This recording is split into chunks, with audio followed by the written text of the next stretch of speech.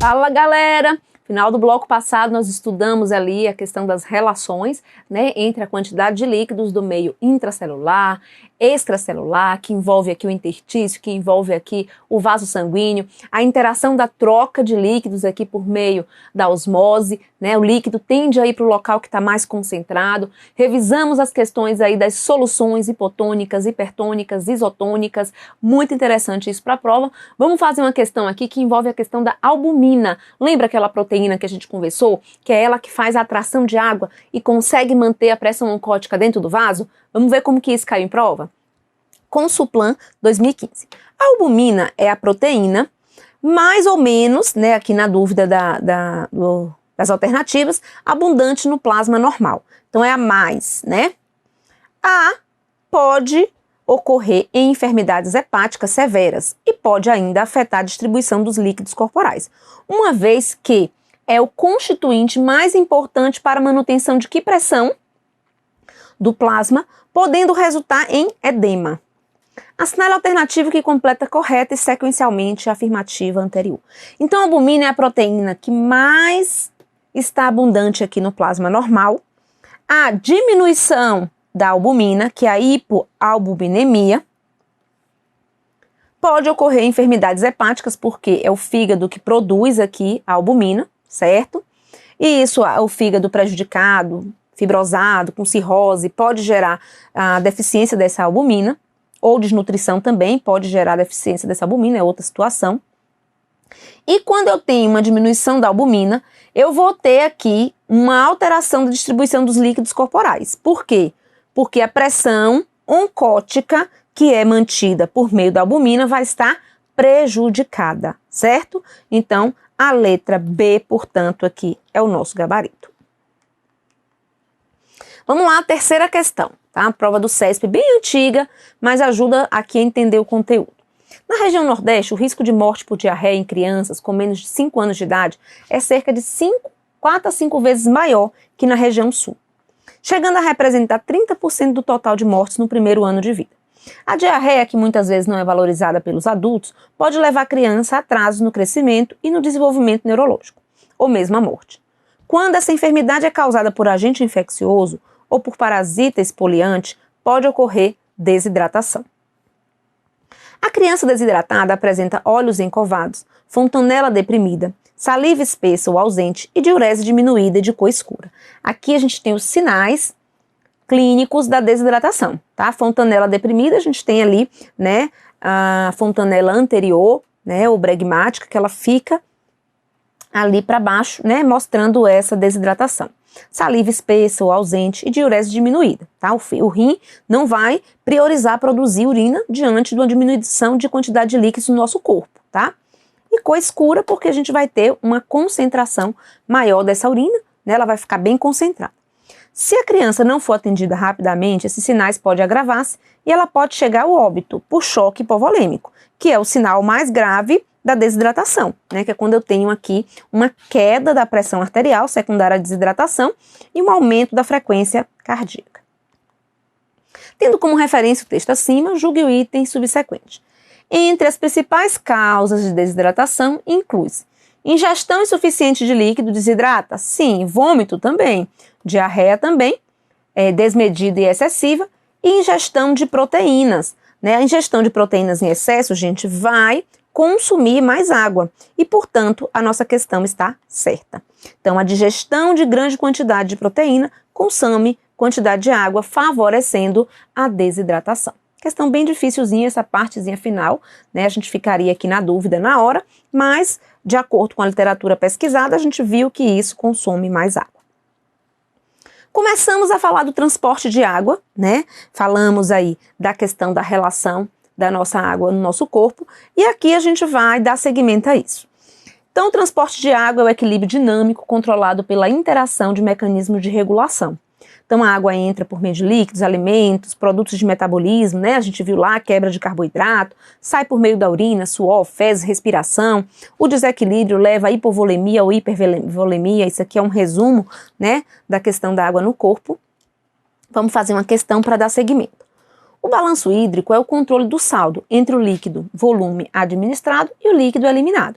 Sobre o balanço positivo, é correto afirmar que quando eu somo o que entrou menos o que saiu, eu vou ter o resultado do meu balanço hídrico, certo? Ok. O balanço hídrico, o ideal seria aí, né, ter o equilíbrio, o que entrou, o que saiu, né, em torno de zero, certo? Se eu tenho um balanço hídrico positivo, é sinal de quê? Que está entrando mais do que saindo. Isso pode gerar o quê? Em grande quantidade, um edema, uma sobrecarga de volume, né? Se tem um balanço hídrico negativo, isso mostra, né, uma desidratação. Então, se ele está positivo, risco de edema, né, e líquido sendo ali acumulado. O volume eliminado é menor do que o administrado. Então, isso, gente, vai estar mostrando para a gente exatamente o que está acontecendo. O que eu estou eliminando, né, vai ser menor do que o que eu estou administrando. Então, esse administrado vai gerar um balanço positivo. Letra A aqui é o nosso gabarito, tá?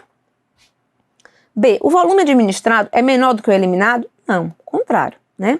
Volume eliminado é igual? Não, né? Ele vai ser eliminado em menor quantidade do que o administrado, por isso que está positivo. O líquido está ficando dentro da pessoa. Perda excessiva de líquido? Não, é essa situação aqui, ó, retenção de líquido. O organismo perde todos os líquidos administrados? Nada a ver, né? Então, tranquilo aqui pra gente. E aí a gente vai para o transporte de água por meio do nosso corpo e de outras substâncias, tá? O transporte de uma maneira geral, não só de água. Quando eu falo em osmose, eu estou falando de passagem de água de forma passiva. É o movimento da água de acordo com a concentração do soluto. Por exemplo, a quantidade de sódio que vai regular essa distribuição de água, tá?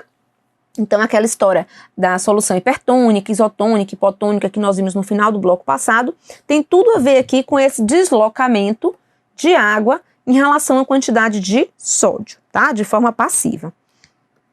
A difusão, ele vai passar solutos e gases de forma tranquila, sem gasto de energia, né? Diferente do transporte ativo, que nesse caso a gente vai usar o ATP aqui como símbolo da molécula aqui de energia, né? Nesse transporte ativo, eu vou ter o transporte de substâncias pelas membranas celulares com uso de energia. Se você lembrar comigo das membranas celulares, camada aqui bilipídica, né? No meio dessa camada tem as proteínas, né? E essas proteínas permitem aqui a interação com a substância, ela tem um movimento ativo mediante o gasto de energia e coloca essa substância aqui para dentro da nossa célula. Isso é chamado de transporte ativo aqui, tá? Então, quando a gente vai para os distúrbios da água, nós temos de um lado a hipovolemia. Nós já conceituamos, né? Uma diminuição da quantidade suficiente de líquido no nosso corpo.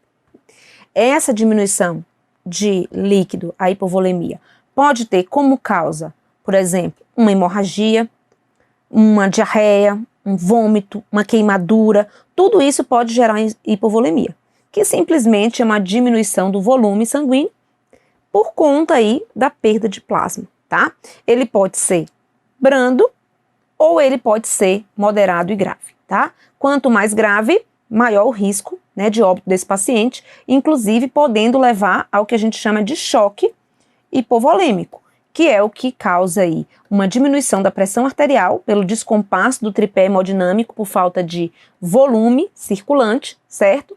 E tentando compensar, o nosso corpo aumenta a frequência cardíaca, tá bom? Quando eu falo desse tripé hemodinâmico, né, isso quer dizer o quê? Que para o nosso sistema circulatório funcionar, eu preciso de volume, eu preciso de tônus vascular e eu preciso de coração funcionando adequadamente, tá? Se qualquer um desses aspectos aqui gerar algum defeito, a gente vai ter problema de choque circulatório, tá? E no caso da hipovolemia, o choque aqui representado é uma diminuição desse volume. Qual é a manifestação clínica? Quando a gente fez aquela questão do CESP, a gente até já tinha visto, né, o que é que gera aí os sinais de desidratação. Então, eu tenho uma perda de peso, porque eu vou ter uma quantidade de líquidos menor no meu corpo, eu vou ter uma pressão diminuída, eu vou ter um aumento da frequência cardíaca, tentando compensar essa pressão arterial aqui diminuída, aumenta a temperatura, por isso que quando o paciente tem desidratação, A simples reidratação já melhora a temperatura, não precisa muitas vezes dar o antitérmico, se a febre não for muito alta. Sede, porque o corpo vai ter a necessidade de manter o líquido aqui circulante. Náuseas e cãibras. Cãibras porque com a hipovolemia eu perco também a saída de água por diarreia, por exemplo, vômito. Além de perder água, eu também perco eletrólitos. Então essas cãibras aqui seriam não só pela perda de água, mas especialmente pela perda de eletrólitos, tá? O tratamento da hipovolemia seria a reposição volêmica com solução isotônica, soro fisiológico 0,9%, fazer o balanço hídrico para calcular o que entra de líquido, o que sai, pesar o paciente, ver se realmente ele está ajudando aqui na reposição de líquidos e monitorar os sinais vitais, tá? Porque eu preciso olhar aqui se a pressão arterial está baixa, que é um sinal de agravamento do quadro, que a frequência cardíaca subiu, também é uma situação de agravamento do quadro, se a temperatura aumentou, também é um sinal de agravamento do quadro, se a frequência respiratória aumentou, tudo isso aqui, ó, pode acontecer numa hipovolemia grave, tá? Olha aqui uma questão do CESP. Pacientes com sinais de desidratação devem receber infusão de soro fisiológico até atingir uma boa perfusão periférica e renal. Ok, certíssimo, né? Aqui é, na verdade, a introdução, né? Então, certinho aqui, mas é a introdução, ainda tem a questão. A água tem diversas funções importantes no corpo. E quando o paciente apresenta déficit de volume hídrico, é necessária hidratação venosa com solução fisiológica. O sinal de melhoria da desidratação é a perfusão renal. E dessa forma, aqui é o comentário, a questão era isso mesmo, estava certa, aqui entrou depois, era o comentário, tá? Só para a gente entender aqui direitinho. O sinal de melhoria da desidratação é a perfusão renal e dessa forma medir o débito urinário desse paciente é fundamental, que é só o comentário que eu tinha colocado. A questão é essa mesmo, tá?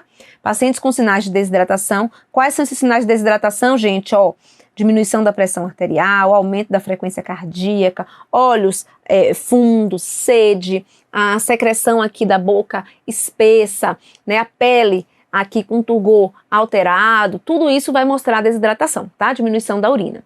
Vamos entender uma coisa. Se o meu corpo tiver aqui perdendo líquido, seja por diarreia, seja por vômito, seja por queimadura, seja por um sangramento, hemorragia, meu corpo vai tender a fazer o quê? Reter o líquido máximo que ele consiga aqui, o que está lá já, né? O que ainda está lá. Aí o que ele vai fazer? Ele vai priorizar a circulação do cérebro e do coração. E dessa forma, um dos mecanismos, né, de reorganização do fluxo do nosso corpo é justamente fazendo aqui a vasoconstricção periférica, tanto renal quanto aqui em relação, por exemplo, à pele, né? Então a pele, por exemplo, desse paciente vai estar pálida, sudoreica, né? A gente vai ter o rim produzindo a menor quantidade de urina quando ele está desidratado. À medida que a gente vai repondo o líquido desse paciente, o que vai acontecendo aqui com o nosso rim? Ele vai voltando a produzir urina. E por isso que o controle do débito urinário do paciente que está com desidratação é fundamental. Às vezes uma criança chega na emergência desidratada, porque está com diarreia, está vomitando, e o pessoal pergunta, o médico, né? E aí, qual foi a última vez que a criança apresentou uma diurese, uma urina? Ah, tem tantas horas, desde ontem ele não está urinando. É um sinal de alerta, né? Então vamos lá, começar a hidratação, primeiro oral, se a criança tiver tolerante, se não tiver já funciona o acesso, já faz ali uma hidratação venosa, e aí você vai vendo o que? A resposta da criança, ela vai ficando mais alegre, ela chega, né, fraca, mole, né, com sede, ou às vezes não consegue nem beber, depende do nível da desidratação, mas a urina voltando a funcionar adequadamente, principalmente ali mais clara, isso mostra que o paciente está hidratado, tá? Então é isso que a questão quis dizer pra gente, que uma boa perfusão aqui relacionada à melhora da hipovolemia está relacionado à perfusão renal e à perfusão também periférica, tá? Em relação ao enchimento capilar aqui, tá certo? Rápido. Questão 6. A hipovolemia é um distúrbio hidroeletrolítico. A hipovolemia é hidroeletrolítico, sim, que pode ocorrer de diarreia, sudorese, então aqui as causas, né, da hipovolemia, ingesta diminuída de líquido e obstipação. Opa, obstipação não tem nada a ver com hipovolemia, né? Então hipovolemia é um distúrbio hidroeletrolítico que pode ser causado, né, como causa por diarreia, sudorese, até teria que ser uma sudorese bem profusa, né, para perder líquido suficiente para gerar essa hipovolemia, mas enfim, né, pode acontecer. Ingesta diminuída de líquido também, agora a obstipação não tem nada a ver, por isso a questão está errada. Questão 7. Um homem vítima de acidente automobilístico sofreu múltiplas lesões e apresentou parada cardiorrespiratória por hipovolemia. Então observe que aquele choque hipovolêmico que a gente falou, por diminuição de volume, não revertido, pode entrar numa fase irreversível e gerar uma parada cardiorrespiratória, né? Então, nesse caso, a equipe deve identificar e tratar o paciente com o quê? Se eu tenho uma diminuição de volume, o que eu preciso fazer para restituir, né, a causa do problema? Volume. Então, no caso, volume, tá? Se ele apresentou uma parada, é claro, gente, que aqui, né, antes do volume até, né, é manter as compressões cardíacas, a ventilação, toda a fase da avaliação primária. Mas, é claro que se a gente não repor o volume suficiente, ele vai voltar e vai parar novamente. Então, a gente precisa também intervir na causa do problema, tá? Letra B, o volume, ele quer a causa aqui da situação, o que é que precisa agir para melhoria desse paciente, tá? Por outro lado, eu tenho a hipervolemia, que é o excesso de líquido no corpo, certo? Então, esse aumento anormal do volume no indivíduo pode ser causado por quê? Retenção anormal de água, sobrecarga volêmica, ou seja, tem uma infusão venosa em grande volume ou muito rápida, paciente que não está conseguindo, né, fazer aqui o coração funcionar satisfatoriamente para manter esse volume circulando adequado, então coração insuficiente é uma das causas de, às vezes o volume seria até suficiente para o corpo, mas ele vai estar em excesso por conta do coração que está fraco, né, não está conseguindo ali bombear aquela quantidade de volume um pouquinho aumentado, tá? A insuficiência renal aguda também leva a um déficit de filtração de sangue, um déficit de eliminação de líquido e pode gerar essa retenção de líquido, tá?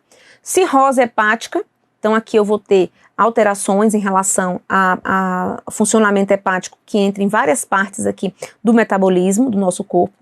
Terapia com corticoide, porque o hormônio corticoide, ele retém líquido no corpo, então ele vai estar fazendo essa função. Aumento de aldosterona, porque a aldosterona também retém sódio e retém água no corpo, e isso faz com que aumente a pressão, inclusive, dentre outras situações. Então, tudo isso pode gerar uma sobrecarga volêmica nesse paciente. Quais são os sinais de que tem líquido a mais no nosso corpo, né? O edema é um sinal mais importante, mais característico de visualização dessa hipovolemia, tá? A jugular distendida, né? Eu tenho um coração, ok, do lado direito, átrio direito, ventrículo direito, átrio esquerdo, ventrículo esquerdo, certo? O átrio direito recebe sangue aqui, ó, da veia cava, superior e inferior, né? E o átrio esquerdo recebe sangue das veias pulmonares, certo? Ok. Esse átrio direito, aqui, congestionado de líquido, com muito líquido, com essa hipervolemia, não vai conseguir mandar toda essa demanda de líquido para o ventrículo direito, que o ventrículo direito, pela artéria pulmonar, iria mandar para o pulmão. Né? E o pulmão, por sua vez, devolveria o sangue por meio das veias pulmonares para o átrio esquerdo, que vai para o ventrículo esquerdo, que iria para a artéria aorta, certo? Ok. Se esse átrio direito tiver congestionado aqui de sangue por excesso de sangue, aqui começa a voltar sangue pela veia cava. E esse retorno de sangue, essa congestão de sangue na veia cava, que não consegue ser encaminhado para o átrio direito, vai mostrar essa jugular aqui distendida. Vai mostrar um edema abdominal, que é uma ascite, vai mostrar um edema de membros inferiores, que é o que acontece no caso de uma insuficiência cardíaca congestiva à direita. Esse átrio esquerdo congestionado de sangue, o sangue vai voltar pelas veias pulmonares. Para onde? Para o pulmão. Aí aqui geraria um edema agudo de pulmão, quando eu tenho uma insuficiência cardíaca congestiva, por exemplo, à esquerda, certo? Então, o líquido, ele tem que estar numa quantidade satisfatória. Se ele tiver mais do que o necessário, pode gerar congestão aqui por aumento desse volume, tá?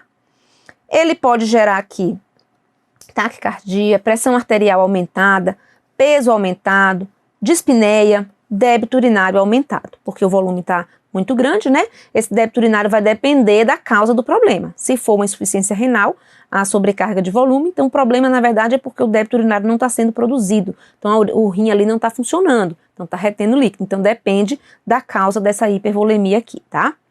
O tratamento é diminuir a nova chegada de líquido, ou seja, infusões venosas, né? O uso de diurético, porque ele dá uma enxugada, dá uma diminuída nesse líquido, certo? E restrição de líquido e sódio, porque o sódio, gente, é um eletrólito que atrai água. Quanto mais sódio no corpo eu tenho, mais retenção de água eu vou ter também. Olha aqui a questão de número 8. O controle hídrico em pacientes críticos é de suma importância para adequar sua demanda metabólica. Acerca desse assunto, julgue o próximo item. A correção da hipovolemia visa manter a oferta de oxigênio aos tecidos, sobretudo pelo aumento do débito cardíaco e da pressão arterial.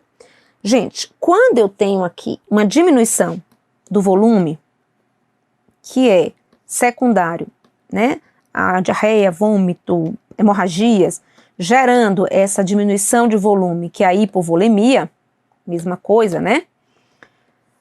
O meu corpo vai tentar compensar, porque eu preciso ajustar essa queda de volume para manter a oferta de oxigênio para os tecidos, porque esse oxigênio é necessário para gerar energia da minha célula, certo? E manter o metabolismo celular funcionando.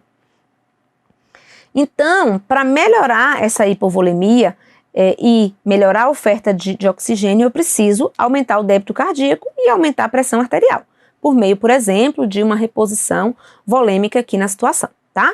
Então, certinho, essa aqui é a situação de resolução do problema para corrigir essa hipovolemia, que é reposição de volume, aumento do débito cardíaco para manter a pressão arterial, ou até usar um medicamento para diminuir a luz do vaso e esse volume conseguir chegar, né, ao tecido ali levando esse oxigênio, tá? Questão 9 do CESP aqui. Com relação aos distúrbios hidroeletrolíticos, julgue o item. É uma questão adaptada, gente, porque esse TJ aqui, ele foi ABCDE e eu peguei as alternativas que tem a ver com essa aula, tá? A desidratação apresenta como sinais e sintomas pele e mucosas secas, ok, né? Aquela questão da palavra-chave e as enumerações. Sede, ok. Oligúria, que é pouca produção de urina, ou anúria. Oligúria, menor de 400 ml em 24 horas e anúria, menor que 100 ml nas 24 horas. Perda de peso, sim, porque quando você perde líquido, você perde peso, né? É claro que esse peso vai voltar quando você se restabelecer em termos de líquido, né? Você já viu gente que toma diurético para emagrecer? Ali é um falso emagrecimento, né? Porque o verdadeiro emagrecimento é perder gordura no corpo, né? Quando você perde líquido, o que é que vai acontecer? Quando você repuser esse líquido em outro momento, você vai voltar aquele peso ali. Então, o peso que é perdido por conta do diurético não vai ter repercussão em termos de emagrecimento real, né? Então, aqui é um falso emagrecimento. Então, a pessoa está numa competição para ver quem perde mais peso. Vai lá e toma um diurético. Baixa a pressão, cai, pode até ter um problema grave, né? Mas a gente tem a redução do peso efetivamente porque o líquido do corpo está ali saindo. Só que isso pode gerar consequências graves aqui para o paciente que não precisa usar esse diurético, tá certo? Porque vai causar um desequilíbrio dessa quantidade de líquido no nosso corpo, certo? Então, perde líquido, perde peso, diminui a pressão, sim, a pressão arterial, um dos sinais da hipotensão, da desidratação é uma redução da pressão arterial, inclusive aqui já um sinal grave da desidratação, gerando aqui o diagnóstico de choque hipovolêmico, né? Só que a bradicardia não. Quando eu diminuo a pressão, automaticamente, para compensar isso, eu faço o quê? Aumento a frequência cardíaca.